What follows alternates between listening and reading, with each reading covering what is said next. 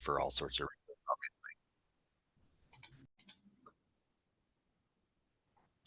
Awesome.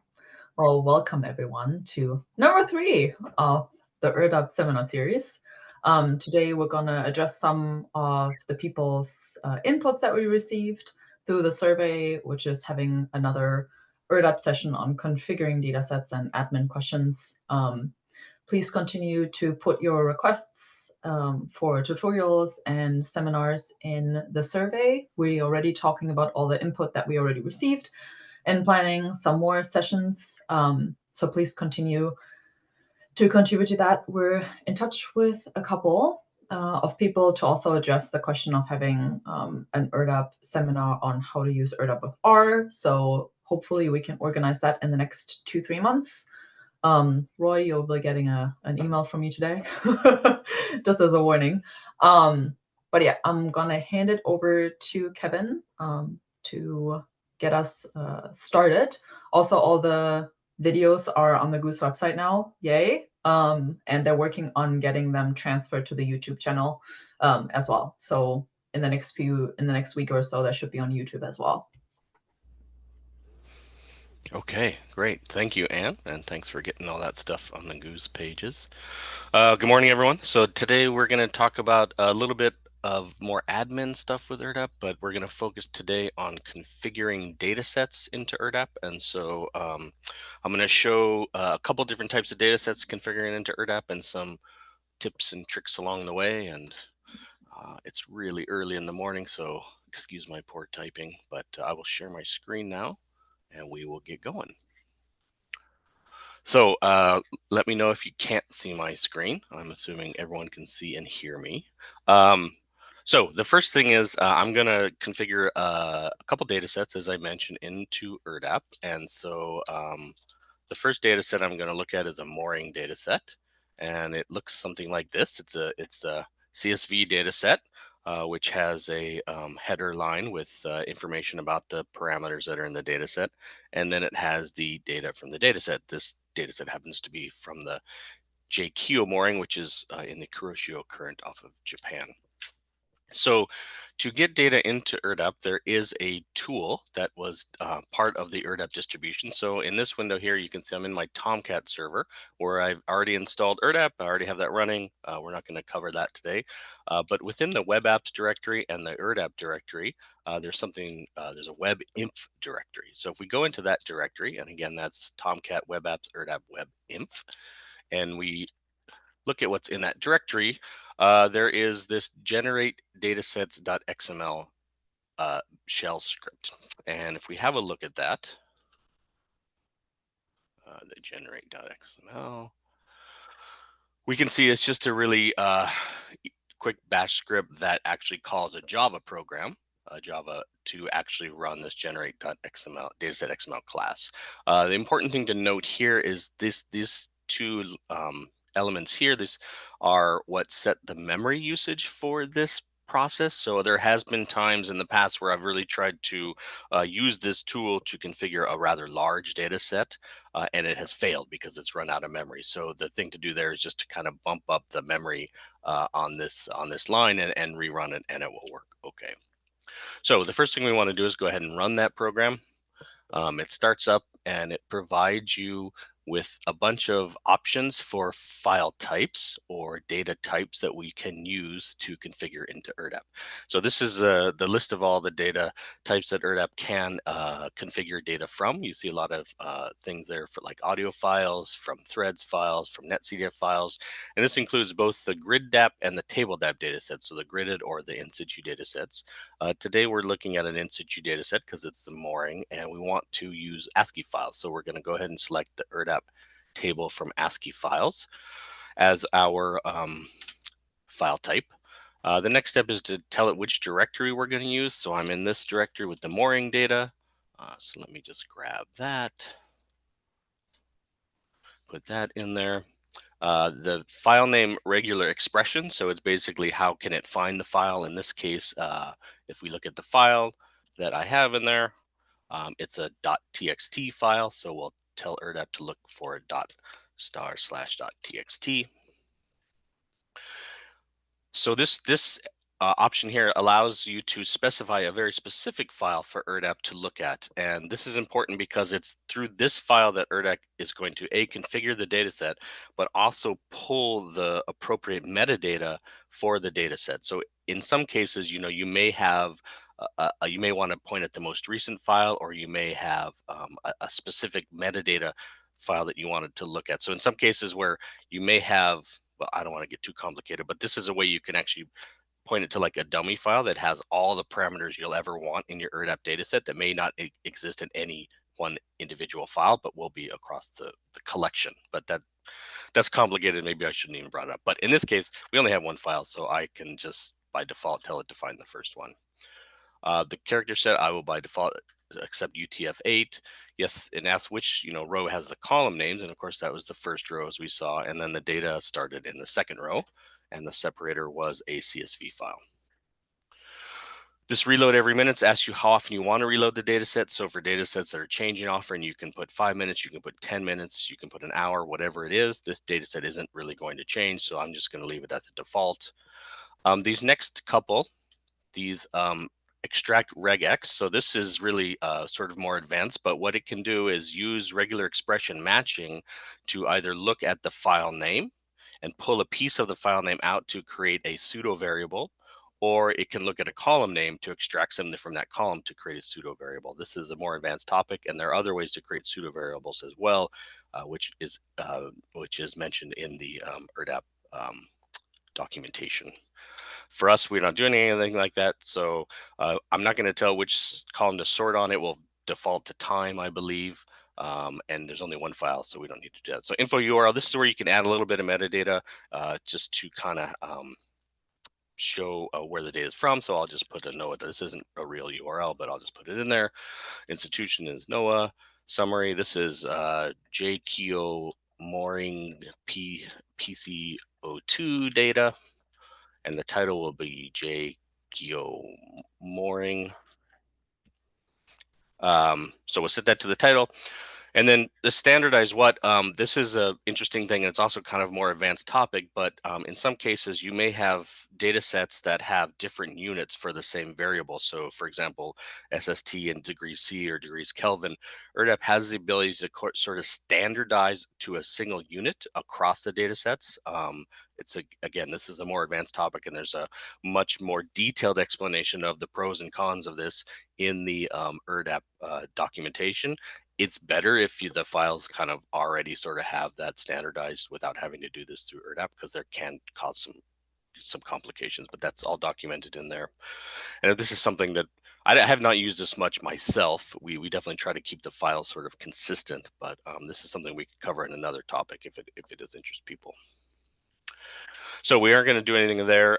Cache from URL, this has to do with whether or not you want to actually cache some of the data set locally. This is really more for remote data sets and working potentially with Amazon S3 buckets, etc. You can say how much of the data you want to cache locally to have a better response. Again, that's more of an advanced topic we can talk about at some point when we're talking about sort of federating remote data sets within ERDDAP. So that was the whole process. And if we look up here, we see that, okay, it did actually create a configuration. And so I'm going to go over to this Emacs window. And I'm going to, this is the datasets.xml file, which is in my ERDDAP, setup. And so I'm going to, and I'll just show you here that I have ERDDAP running locally. There's a couple data sets in it right now, but we're going to add this data set. And so this, now what I'm showing you is the way I do things. And so other people may do things differently, but I'll just walk through how I do it. So when ERDDAP runs its configuration, it saves that configuration into a log file. And so what I'm going to do is I'm going to include that log file directly into my datasets.xml file. And that log file is in the ERDDAP, the big ERDDAP directory, logs directory, and it's called generate datasets xml.out. And every time you run generate datasets.xml, it creates a new output log file. So here's the configuration that it generated, and it tells you that you didn't have any metadata in your file. So if you want to add metadata, you need to do that, and we'll talk about that in a minute. I'm going to go ahead and just change the dataset ID. It puts this hashtag on it, which I always kind of think looks a little bit ugly, but you can modify that as you want. And we'll just have a look at what's going on here. So this particular part of the data set .xml for this data set is sort of instructions to ERDDAP to how often you want to reload it, where the files exist, what the regular expression it should be to find files, and this is important. I'll show in a little bit of how we can update data sets, etc. So it's a bit of information that we already entered in through the config process. And then this is where the attributes are for the data sets are added. There's not many, of course, because there weren't many. There was no really metadata in that file that we used. You can see that ERDDAP does its best to try to provide some keywords for the data set based on what it found in the data. It does actually, for things like longitude and latitude and time, it will actually pull out some metadata that it knows exists through the CF conventions, because this metadata and these attributes are very strongly connected to the CF conventions. So it pulls out a long name and the units for those data sets that it knows exist. But for things like PCO2 air, PCO2, it doesn't really know what those are, and so it doesn't actually add any metadata. But now this data is in the it's in our configuration. So let's get this into ERDDAP. So we'll go to ERDDAP and we'll go ahead and touch. The way to do this is to touch the flag, the dataset ID. To create the dataset ID, a file with the name of the dataset ID in the flag directory. And the way I do that is to touch the flag directory um, with the name, just like that.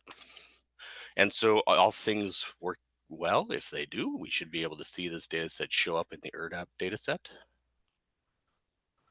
And we'll reload it, and we'll reload it. And it didn't show up, so now I'm not sure what happened. We'll have to go figure out what's going on there. Oh, did I save this? Haha.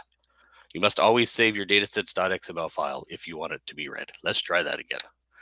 So we'll touch the flag there. We'll reload it. Aha, and there it is. So now we see that the dataset's in ERDDAP. We've added in there. If we have a look at it, we'll see there's the data set. We can hit submit and we can see the data in there. There's a lot of missing data, as we can see from this mooring. There's sea surface temperature and salinity data, which is great. We can have a look at the graph of the data.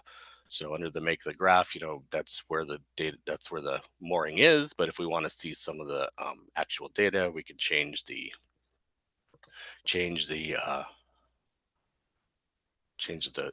links there, and there's the actual data. We can look at the time series of the full data set that's in there. So that's the full data set that we just put into ERDDAP. So that was pretty straightforward to do that. Worked pretty well. That was pretty straightforward. So if we look at the metadata, we'll see that one of the things about using these ASCII files is that there isn't a lot of metadata in here, and so it really is a data curator should really better off to go through and add some metadata in here so that people know what they're looking at. And just to kind of show, let's see, just a quick example of that. How to do that is you go back to the dataset configuration here we have, and let's add a standard name for SST. I'm not sure why I didn't add a standard name for SST, but we'll go ahead and do that. And the way you do that is just to directly modify that attribute. So I know that the standard name is sea surface temperature in CF. I believe that's correct anyway. I hope so. And if we add that into the dataset configuration, we save it this time. And then we update the flag. We update the dataset again by setting the flag, and that will get picked up in the ERDDAP when we go to reload. I'll go back to the data access form, reload it. We'll see that it now sea surface temperature has that standard name is available. And so if this was my data set and I was really going to make this available to the public, I would go through and do that same thing for PCO2 in seawater, PCO2 in air, and the XCO2 in air as well. Now, one of the things that's interesting in ERDDAP are these subset variables. So we click in the configuration, we see this attribute called subset variables. And these tend to be sort of the outer sequence variables, if you think about it. So the mooring has a single ID, but it has lots of data. It has a single longitude, but it has lots of data. So those are the typical type of things that you want as subset variables. In this case, I don't really like that it made a guess to add these variables as subset variables. I'm going to remove those and set another. I'll set a flag just to show that they're removed, because I don't really like those in there. I'm not really sure, why that happened, but they're easy to remove, so now they're gone. But we do have this station ID, and this is useful because a lot of times you may want to look at a collection of data. And so in this case, we have several moorings that have sort of similar data. And so if I want to put both of those into the same data set, what I can do is use that station ID to sort of ensure that we can track each individual data set. And so I have another mooring data file that's very similar. It's from Bob Bay, so it looks very similar. If we look at that, that data set is very similar, has the same column headers, everything, so it's very compatible with this data set. It's quite easy to integrate these into the same data set. In fact, it's very easy to do. All I need to do is copy that data set into this data directory. So now you see that there are these two data sets. Touch the flag again and reload the ERDDAP data set. And you'll see that now there are two data sets. So now we have the DayBob data in there. We have the JKO data. We're on our way to building a collection of these mooring data sets that people can actually access and use. And it was quite straightforward to do, I think.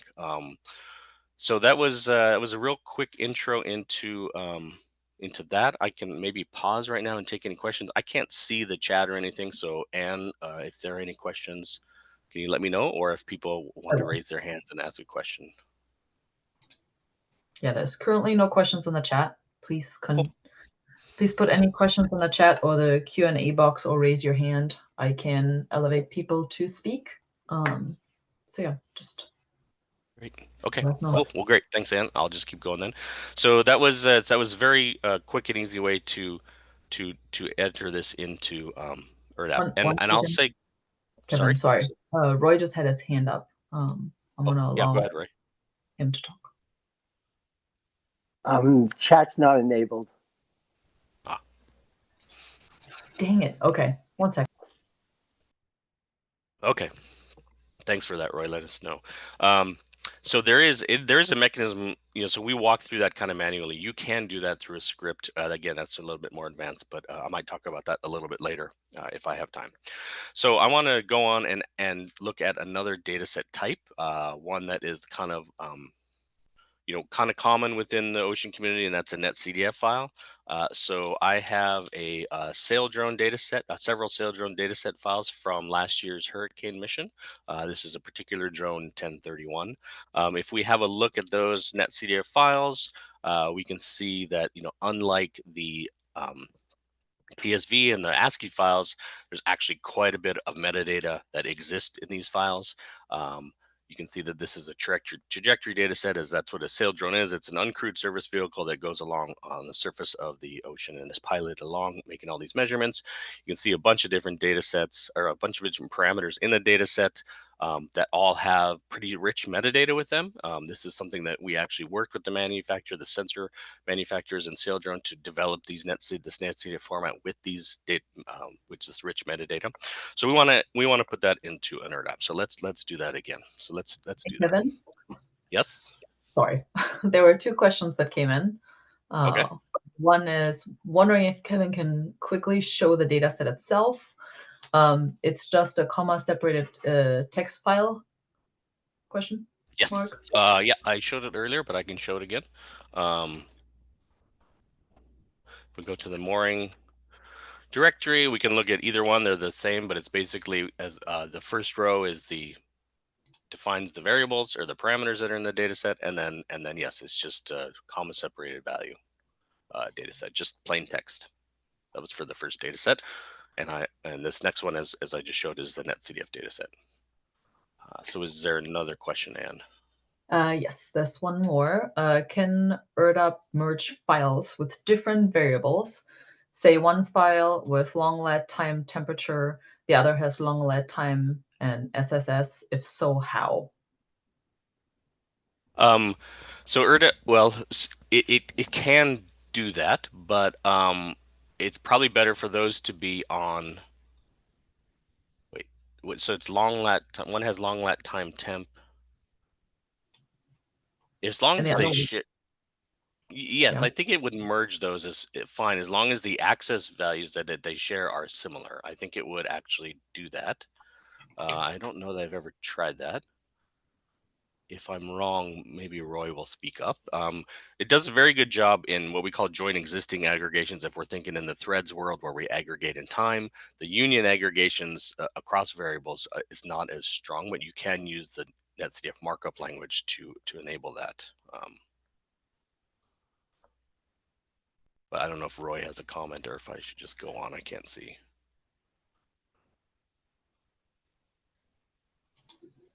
He says, I'm not certain of the answer either.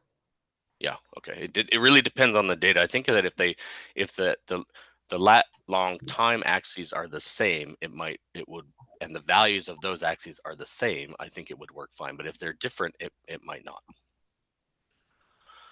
The other thing you could do if they're the same is combine them using netCDF operators, or cutting and pasting a column, whatever, if it's an ASCII, into the same file. So there are ways to do that.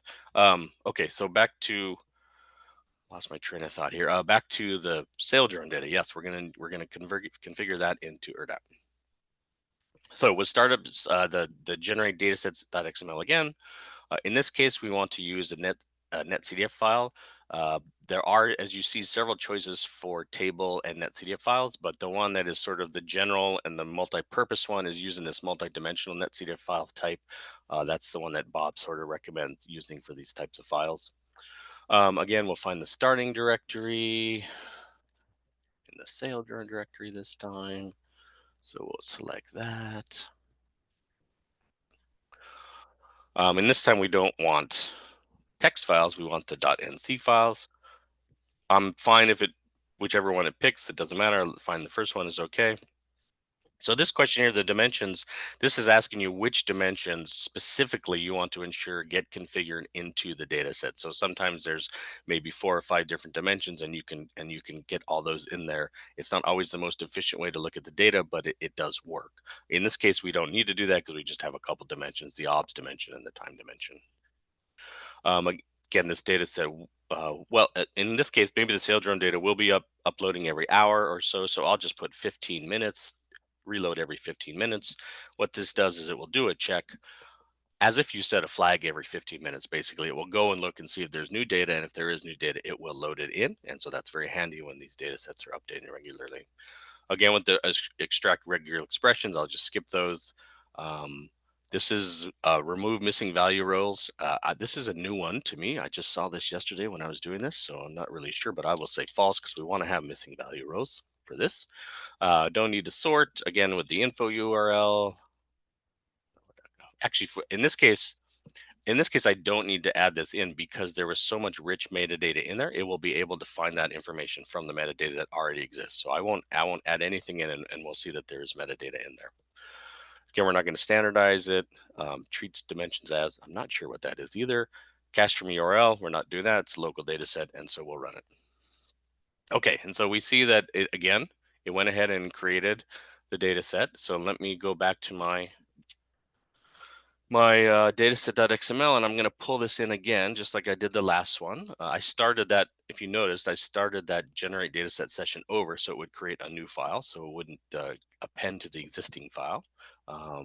So when I pull the dataset, generate datasets xml.out file, from that, you can see it's the sale drone data. So I'm just going to go ahead and remove that hash key there and look at the sale drone data. So now, again, we have the directives to ERDDAP about the data set, but we see we have this commented out section called source attributes. Now, these are the attributes, all of the attributes that it pulled and will use and pulled from the existing file. So there's no need to set these. It's just telling you what the attributes are going to be.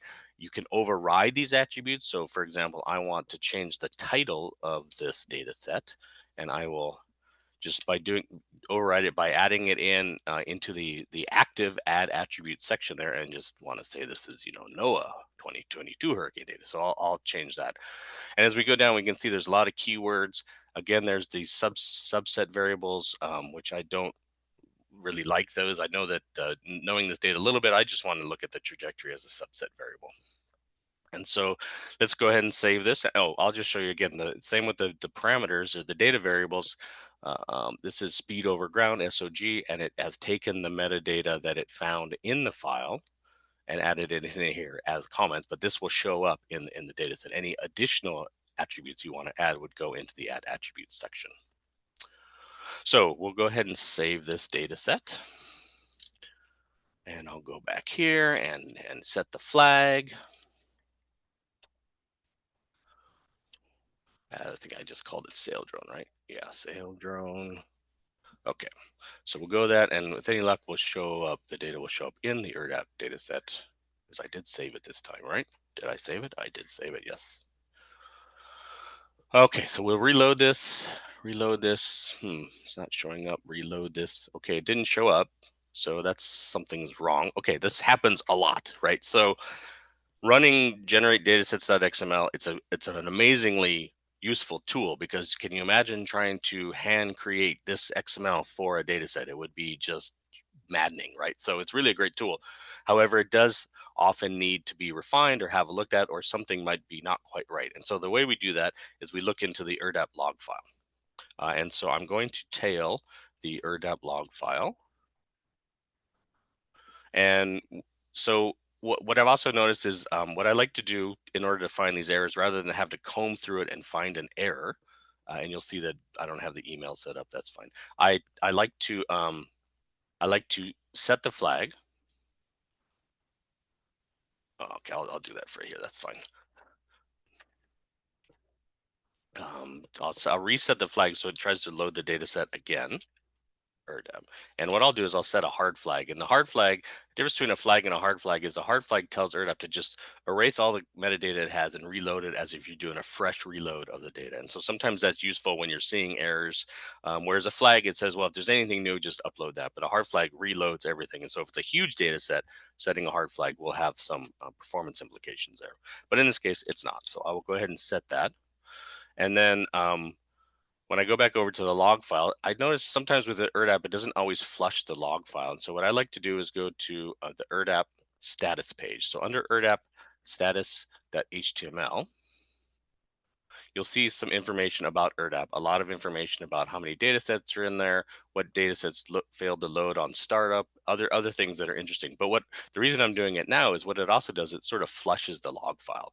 And so I can go back into the log file and see where the error is. And now I see the error. Okay, so here's the error, and it's telling me that CDM trajectory variables, that there's something wrong with my CDM trajectory variable attribute. So let's have a look at that. So there's always very useful information in the ERDDAP log file when there are issues with loading data sets. So I'll go ahead and go back and look for the CDM trajectory. Oh, here it is right here. Yes, of course. There's obviously an issue here. There's a couple issues here. There's those 3 question marks, which don't exist. And then it's using the trajectory ID as the trajectory variable, when in fact the variable should be trajectory. So it's not, so I'll change it to that, but I'll show you if we look for trajectory in the setup, we'll see it's all the way down at the bottom. This is the variable that has the definition of the trajectory. So that's what the CDM, which is the common data model, which is setting up the sort of DSG feature type for trajectory. It needs to know what that ID is. And so there's the trajectory right there. And so we fix that. We'll save that. Let's go back here and retouch the hard flag again. And I'll go ahead and reload the status so it pushes it out. And it looks like, did it work? Yes, it looks like it worked. We see we have 5 data sets too, so I could have just looked at that. And then we can go look at the data set, and there is the hurricane surface data. And we have a look at that, and there is all of the information from that hurricane surface data, the sail drone data in ERDDAP. And here we have a trajectory that is the only subset variable that's in there. And we can have a look at the data, and there's the data, etc. So that's one way to configure a netCDF data set in there. And I just want to touch on one thing before I open it up for more questions. A lot of times, for example, okay, so we want to build sort of discovery. People want to use this data. Let's say, people don't necessarily know what the trajectory, the drone ID of this drone is, but what they do know is the WMO ID. The WMO ID isn't one of the variables. However, if we look at the data file and we do an NC dump on the data file, we see that there is a WMO ID attribute in the data set. It's a global attribute. And people may know that better. They may be able to find that better. So what ERDDAP has the capability to do is to promote these type of attributes into the data set to actually make it look like a variable that can then be searched on or constrained on or be part of the subset variables. So I want to show you how we can do that. So to do that, we go to the dataset .xml, and I'm just going to copy the trajectory data variable, but I'm going to change it. So we'll go ahead and get rid of trajectory, any of the trajectory specific stuff here, just because I'm trying to make a generic one. Get rid of the data type, get rid of these attributes because we won't have them. And we want to add a global, we want to promote a global attribute to a variable. So the way to do that is to say in the source name, identify that it's a global variable that we want, and then a colon, and then the global variable that you want to promote, which is WMO ID, I believe. Let me double check that. Yes, WMO ID. The destination name will move it into WMO ID as well.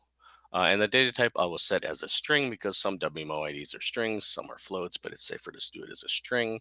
And as an attribute, I'll go ahead and add an attribute of a long name, just so that there's a little bit of metadata about what this is. So long name, and we want to say this is the WMO platform ID, and we'll end that attribute. And so we'll save this, and we'll go ahead and again just reload it like we've been doing. To set that, and if we go look at the data set, we reload it, and it will get there. It will get there.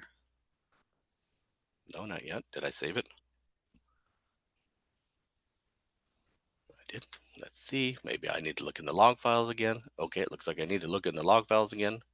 So let's just do that. Don't panic. We won't panic. We'll just see what's going on here. Let me set the flag again and go to the status page. This happens, when you set up ERDDAP data sets.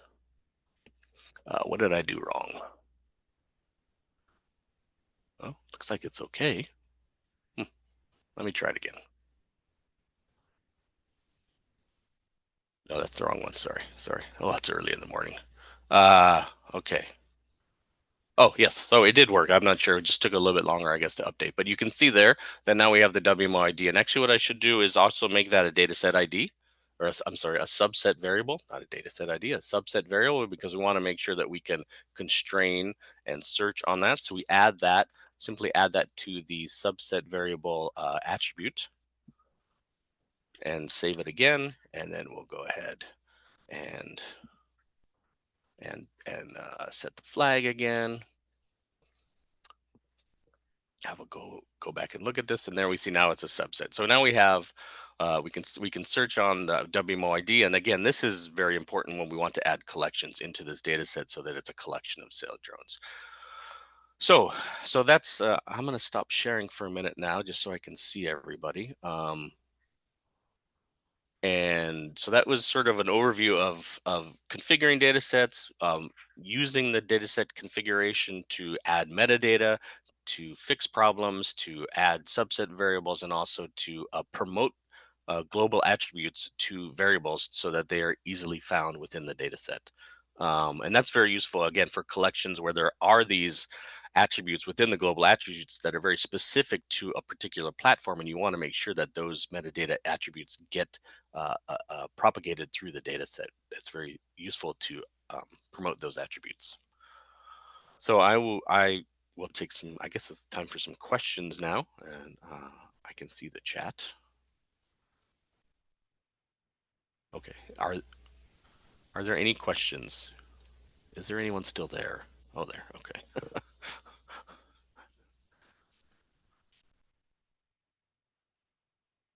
Does anyone have any questions for the chat, or raise your hand, or everything was perfectly clear?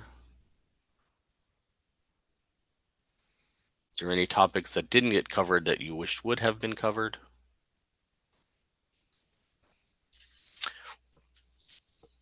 If we have time, I will show one more thing. Why not? Why not? Just confuse everybody even more, right? I'll share my screen again. I just want to go back to this idea of the types of files that we're configuring, and I wanted to talk about a different type of file. So there's something called NCCSV that is supported within ERDDAP, and it's a specification that Bob himself drew up with the goal of creating more documented files. So it's basically netCDF in a CSV file. And the idea is to embed CF-like metadata attributes into a CSV file in order to have better documented data sets. So if we look at the data set we were just looking at, the Keo mooring data set. So that what we looked at was just a regular CSV file with just a standard heading. But the net NCCSV version of this file, as you can see, actually adds quite a bit of metadata information in a CSV format in such a way that when you actually load it into ERDDAP, it understands that metadata automatically as if it were kind of a netCDF file. So this is useful for getting metadata into ERDDAP and documenting these data sets without having to really understand how to use and create netCDF files. So you can see here as we're looking on the at my screen, a bunch of global attributes such as the minimum and maximum, the keywords, the license. I will talk about license in a minute. I forgot to mention that. And other things. And then also, so those are the global variables. Then each variable itself has its variable name and its data type. So the really nice thing about this is it's really super easy to configure this data into ERDDAP. And so I'm going to do that right now just to show you how easy it is and how it works and how the data set looks. So we're going to go ahead and run the generate data sets again. And this time, as you see, there is actually a entry for this type of data set in the ERDDAP configuration already. So we'll select that. I don't know why I'm having trouble with that. And we'll tell it where the directory is again. We'll go to the NCCSV. Okay, and we'll go through .star/.txt. So again, we'll just kind of go through these questions, info URL, and I won't add any of this because again, it's going to be in the metadata. That's right. So we don't need to add that. We'll go through, and it creates this. Creates the. What did I do here? Something happened here. Not a valid CDM file. Did I pick the wrong? Oh, I picked the wrong one. That's why. See, I tried to tell it to upload a netCDF file, and it was not a netCDF file. So let's try that again. Sorry about that. One thing to note too is as you run through ERDDAP and you don't close out, it remembers your last entry. So now it'll be easy for me just to kind of go through and accept the default because it's customized to my last attempt to do this. Okay, so now it worked. Okay, because I did the wrong type. So let's go back to the dataset.xml. Let's go ahead and include this one again, the ERDDAP dataset log. I'm just going to leave it in NCCSV, and I won't have to do anything to this because it was already all defined well in that data set. I will just go ahead and touch the flag.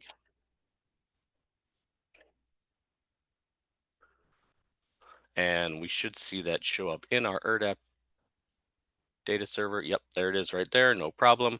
When we go and look at that, we see that all this metadata is there, right? If we look at the metadata page, all the metadata that, this looks like a very richly documented data file because it was, this is sort of in the vein of a netCDF file, which we really like because it's self-documenting and has all that metadata in it. This NCCSV provides that same capability without having to go through the very complicated, sometimes complicated processes of creating a netCDF file. So I will stop sharing there. And that was the last that I was going to present.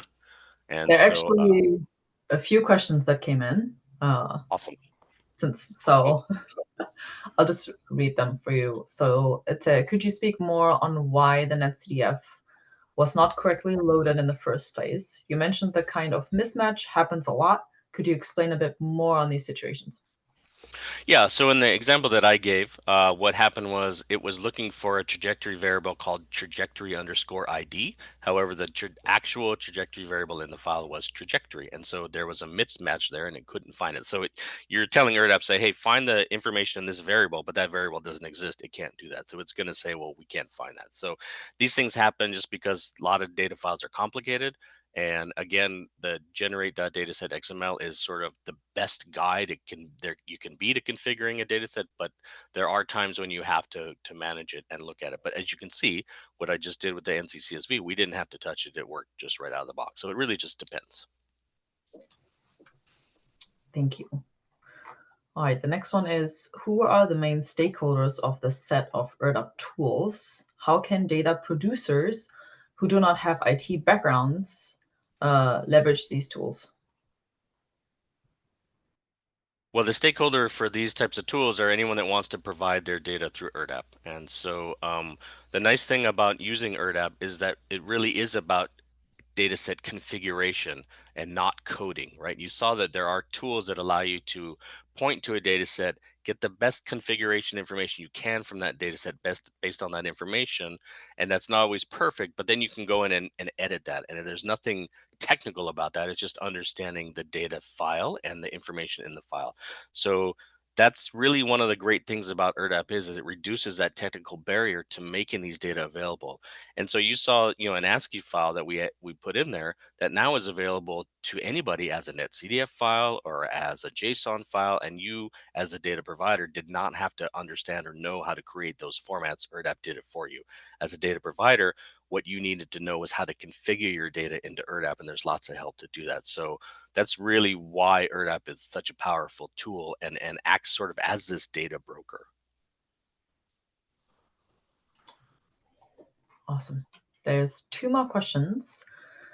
Do you have a link to the data standards, both CSV and netCDF you used? Yeah, you can look for go to the netCDF website, Licheng, and find that information. For the NCCSV, I think that's what you were probably referring to. We can put into the Goose pages associated with this tutorial session, this webinars, a link to the spec sheet that Bob wrote for NCCSV. It's very helpful spec sheet to use, and it's an underutilized, I think, format. I think it's really, really useful for sort of connecting less technical, more technical, and things like ERDDAP, but providing this really crucial metadata that is often missing with CSV files. Maybe we can get the link together, and then when I send the follow-up email, we can put it in there, and then we'll put it on the website as well. All right, last questions for now. No, there's more. I saw there's an audio file option. How does that work? Digitize the audio file. That's a great question. I'm not very familiar with the audio capabilities within ERDDAP. I bet Roy can answer more about that. It does catalog the audio files. I don't know if it actually does anything with the data, but Roy, do you want to answer that or have any information on that might be helpful? Apologies for singling you out, putting you on the spot.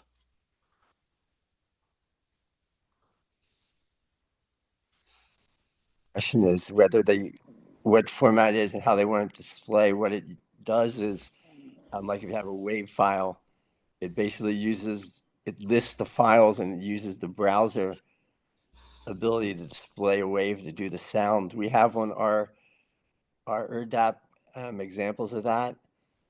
And the other thing you can do is if you have metadata for the sound, you can use the thing to create files to allow you to search on the metadata to find the appropriate audio file.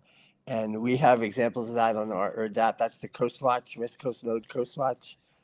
We have examples of that for both video and audio. So I'm not exactly sure the question. If you want to access the sound as data, it would depend on the format. Thank you, Roy. All right, there's only one more question. As an ERDDAP data user, is it possible to know how worthy the data sources is of a particular data. Yeah, so that's a great question, and it's obviously an important question. It's really not an ERDDAP question. I think that what we want to have within ERDDAP is metadata that explains the source of the data, the provenance of the data, how the data was collected. That really goes to the metadata of the data set that you're looking at. So hopefully that there is enough metadata and documentation. Perhaps there's a DOI that leads you back to a landing page that has more information about that data set. But there's nothing within ERDDAP that's going to test trustworthiness of a data. That's really on the metadata and the data provider themselves.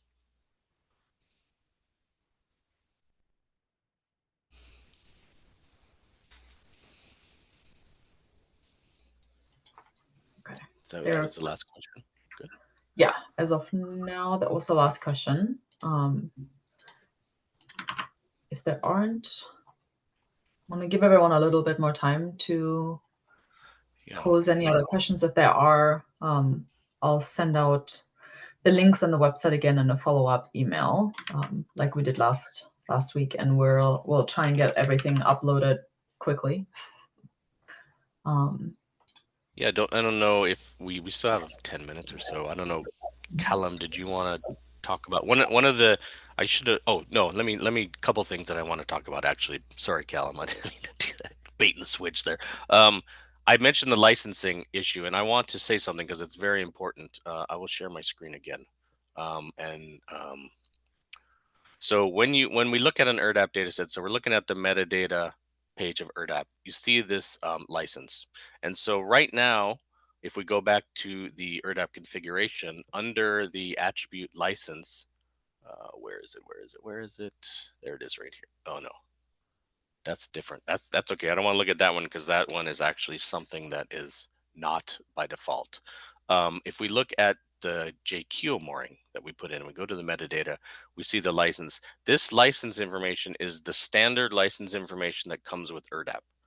It is probably not appropriate for most people configuring data sets into ERDDAP, and it really should be changed. It's incredibly important to have a license in here and explain what the license is, if it's CC1, CC BY, whatever that is, so that people know how they can use your data. And if you don't have the proper license in here, then people really can't legally use your data. So that's incredibly important to do that. The other thing I wanted to mention is the datasets.xml file can be huge, right? It can, if you have hundreds of datasets, this can grow to, hundreds of thousands of lines. Now, Bob did this on purpose, and it drives a lot of people crazy because they like to deal with individual data sets and sort of include them, if you're used to including them into a document. I think, Bob had his reasons, and I believe it had to do with efficiency and performance and not having to open 1,000 separate files, which added time to it. There are mechanisms that people use, and this is what Callum was going to demonstrate if we had some time, about, sort of managing these individual files, but having mechanisms to put them into the giant file when you actually want to ingest it into ERDDAP. So personally, I've been using ERDDAP for years, and I have no issues using the giant XML file, so it's not an issue to me. But I know that the Axiom has tools to do this, and so Callum was going to give a real quick example of doing that for those that might have issues with that. And I think we have time, but I do want to emphasize the licensing is very important, and there's some people I'll be reaching out to that we need to modify some data licenses, but it's important to get those licenses in there. So Callum, putting you on the spot here, do you want to give a quick run through on that? Sure, I can give that a quick show. It won't be as elegant as your demo, but it shouldn't take long. I'm just going to share my screen now. Okay, have you got my screen share? It's coming. Yeah. Yes. Oh yeah. Nope. See it fine. Yep. Thank you. Okay, nice. So this is my ERDDAP server. There are many like it, but this one is mine. This is our live ERDDAP server for Voice of the Ocean. So if I have a look in ERDDAP content, we've got our datasets.xml. And if I want to edit that, we see I have 24,500 lines of text at the moment in this datasets.xml. So you saw Kevin opening this one up with Emacs earlier. And this is the kind of thing that gets quite clumsy, I find. I had a lot of frustrations early on with ERDDAP where I would make a manual edit to one of my data sets, I would break it, and I'd have a very difficult time getting it back. So one of the solutions to that was to store everything in Git, so that if you make any changes, you can see those changes. So we have data sets that are continually being updated. We have several gliders in the water. And so one thing I've done is that I split all of our data sets into parts. So if I look at the parts directory here, I have a whole bunch of XML files. Each one of these is just the output of that generate datasets.xml that Kevin showed earlier. And the name of each one is the dataset ID. So if I just have a look at one of these files, I see that it's a mere 600 lines and it's a self-contained file. So it shows the path to this data set, the regex, and then our variables, just like you've seen before, but it's all in one file. The advantage of this now is that if I do a git status, it shows me that my data set has changed. What's changed in datasets.xml, git diff. We can see that the time coverage for one of my datasets has changed. That means one of my datasets has been updated. Because I saw them all in parts, I can see that it was the C79M16 dataset. So I know that glider has called in and its data has successfully made it through to the server. Particularly during testing stages or when you have a new dataset up, it's a nice quick way to check that datasets.xml has changed in the way you expected. Another nice thing about Git, if this isn't a change that you like or it's a breaking change, you can just do a Git checkout back to a last known good status and undo those changes. So as to how this works, we have a bunch of scripts for managing this. So I don't tend to edit my XML by hand anymore because I broke it too much. So instead, I have a bunch of Python and Bash scripts for doing that for me. And probably the most pertinent one here is a script called make datasets. Let's just look at that. So all we do there is we cd into this directory. We take the header, which is an XML file I've made, which has sort of the styling for the page. It changes the title so that it's us and not Noah. It adds our link to our logo. And then I go through for each of those XML files. I just append those sequentially into a big file that I'm going to call new datasets.xml. I get rid of the top two lines, which just have that comment about you must change these variables. And then right at the very end, I put in this little function here, which ends the datasets. So that's the little tag which says, okay, I've finished adding the datasets, I've ended them. And then the very last command is I take this new datasets.xml file and I use that to replace the old datasets.xml file. Another pitfall I had was that when I was having my scripts directly edit datasets.xml, sometimes if ERDDAP did a refresh while my scripts were editing that datasets.xml file, it will make ERDDAP quite unhappy because it tried to ingest a partially formatted dataset. All of these scripts are in a GitHub repo that I will post the link of, or Anne will when we send out the recording of this video. I will say this is one of the more ugly, hacky things I've done, but it is a way that you can have each data set in a separate XML file, and it makes it, for me at least, much cleaner to manage my data sets and see which ones have changed when. I'm going to stop that share, and I guess we'll go back to question time.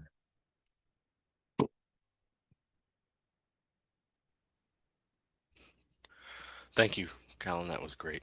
I think there's only one more unanswered question in there. That was by Wei Shen. There's a question about ERDDAP assigning DOIs, and ERDDAP does not assign DOIs. DOIs, digital object identifiers, are typically assigned by things like national data centers because there's an obligation when you assign a DOI that data set, or at least the landing page of the metadata, will be available in perpetuity. So that's not an ERDDAP task. And then you ask if wouldn't the data have been published when obtaining a DOI, and are we duplicating the effort to publish through ERDDAP again? ERDDAP provides high-level web access services that often national data centers that may be archiving the data and providing the DOIs don't have. And so we definitely want to make the data available through the services that people want to use. It would be great if once there is a DOI that gets into the ERDDAP metadata, though, so that people can cite that and use that that DOI to give credit to the data producers. But ERDDAP doesn't create DOIs. That's a very different task.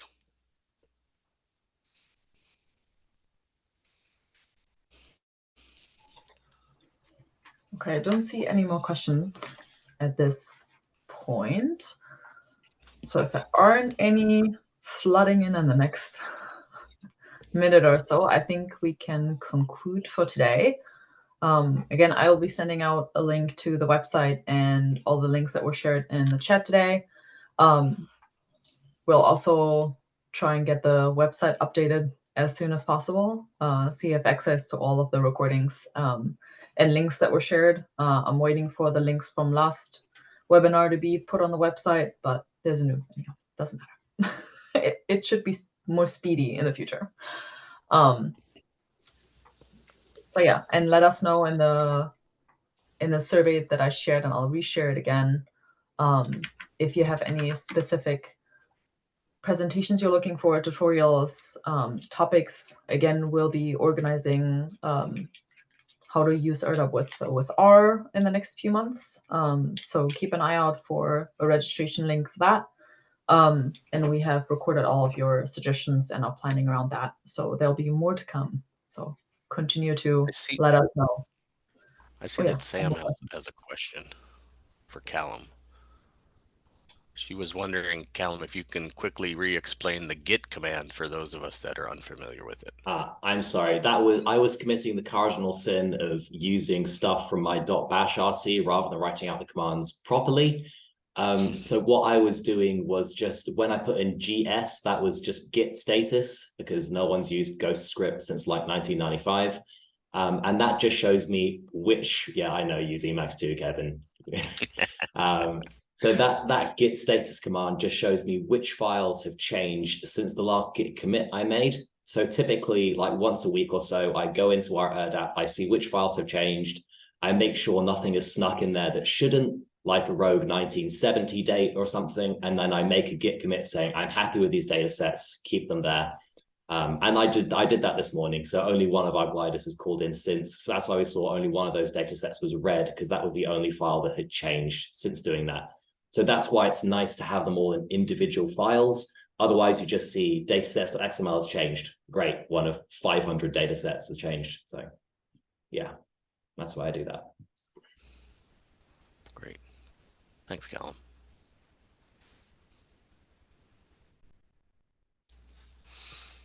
Awesome. Okay. Well, for everyone who's in the US, have a good Thanksgiving. And if we don't have another webinar before the end of the year, happy holidays. I hope you all get a break from this very exhausting long year. And yeah, if we don't see you online before the end of the year, then we'll see you in the new year with more content. All right. Yeah. And thanks everyone for taking the time to attend this webinar, and please keep the questions coming through the surveys. We really enjoy seeing those and developing content for this series. So thank you so much. And thank you, Anne, for organizing it.